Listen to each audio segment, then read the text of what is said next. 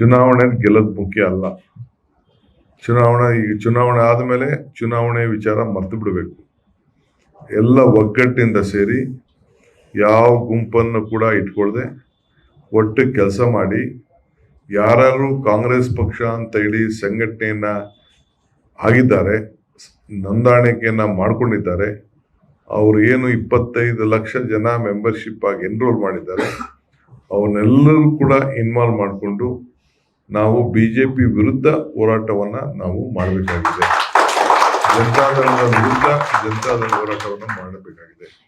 ನಮ್ಮ ವೈರಿಗಳು, ರಾಜಕೀಯ ವೈರಿಗಳು ಅವ್ರ ಮುಂದೆ ಹೋರಾಟ ಮಾಡಬೇಕೇ ಹೊರತು ಇನ್ನು ನಮ್ಮ ಮುಂದೆ ಅಲ್ಲ. ನಮ್ಮಲ್ಲಿ ನಾಯಕತ್ವನ ಬೆಳೀಲಿ ಅನ್ನೋ ದೃಷ್ಟಿಯಿಂದ ಈಗ ಕಾಲೇಜ್ ಎಲೆಕ್ಷನ್ಸ್ಗಳೆಲ್ಲ ಇಲ್ಲದೇ ಇರೋದ್ರಿಂದ ಸ್ಟೂಡೆಂಟ್ ಲೀಡರ್ಶಿಪ್, ನಾವೆಲ್ಲ ನಾಯಕರಾಗಬೇಕಾದ್ರೆ ನಮಗೆ ಸ್ಟೂಡೆಂಟ್ ಲೀಡರ್ಶಿಪ್ ಮಾಡಬೇಕಾದ್ರೆ ಎಲೆಕ್ಷನ್ಸ್ಗಳಿತ್ತು. ನಾವು ಎಲೆಕ್ಷನ್ಸ್ ಮುಖಾಂತರ ಕಾಲೇಜ್ಗಳಲ್ಲಿ ನಾಯಕರಾಗಿ ನಾವೆಲ್ಲ ಬೆಳೆದುಕೊಂಡು, ಈಗ ಅಂತ ಸಂದರ್ಭ ಇಲ್ಲ. ಈ ಒಂದು ಯೂತ್ ಕಾಂಗ್ರೆಸ್ ಸಂಘಟನೆ ಮುಖಾಂತರ ಇಲ್ಲಿ ಆಂತರಿಕ ಎಲೆಕ್ಷನ್ನ ಮಾಡಿ ಒಂದು ನಾಯಕತ್ವವನ್ನು ಬೆಳೆಸಬೇಕು ಅಂತೇಳಿ ನಾವು ಈಗಾಗಲೇ ತೀರ್ಮಾನ ಮಾಡಿ ಈ ಅವಕಾಶವನ್ನು ನಮ್ಮ ಪಕ್ಷ ರಾಹುಲ್ ಗಾಂಧಿ ಅವರು ಇದನ್ನ ಚಿಂತನೆ ಮಾಡಿ ಒಂದು ಅವಕಾಶ ಮಾಡಿಕೊಟ್ಟಿದ್ದಾರೆ.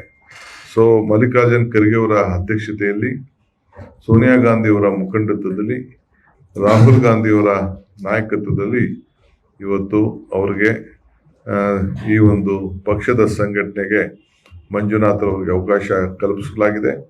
ಬಹುಶಃ ಎಲ್ಲರನ್ನು ಒಟ್ಟಿಗೆ ತೆಗೆದುಕೊಂಡು ಕೆಲಸ ಮಾಡ್ತಾರೆ ಮತ್ತು ಪಕ್ಷ ಕೂಡ ಅವ್ರಿಗೆ ಯಾವ ರೀತಿ ಏನು ಮಾಡಬೇಕು ಅನ್ನೋದನ್ನ ಮುಂದಿನ ದಿನದಲ್ಲಿ ನಾನು ಪ್ರತ್ಯೇಕವಾದಂಥ ಇಲ್ಲಿ ಗೆದ್ದಿರೋಂಥ ಎಲ್ಲ ಪದಾಧಿಕಾರಿಗಳನ್ನ ಕರೆಸಿ, ಎಲ್ಲ ಬ್ಲಾಕ್ ಮಟ್ಟದ ಅಧ್ಯಕ್ಷಗಳನ್ನು ಕೂಡ ನಾನು ಕರೆಸಿ ಇಲ್ಲಿ ಒಂದು ಸಭೆ ನಡೆಸಿಸಿ, ನಮ್ಮ ಭಾರತ್ ಜೋಡೋ ಭವನದಲ್ಲಿ ಸಭೆ ನಡೆಸಿಸಿ ಕೆಲವು ಮಾರ್ಗದರ್ಶನವನ್ನು ಕೊಡೋನಿದ್ದೇನೆ.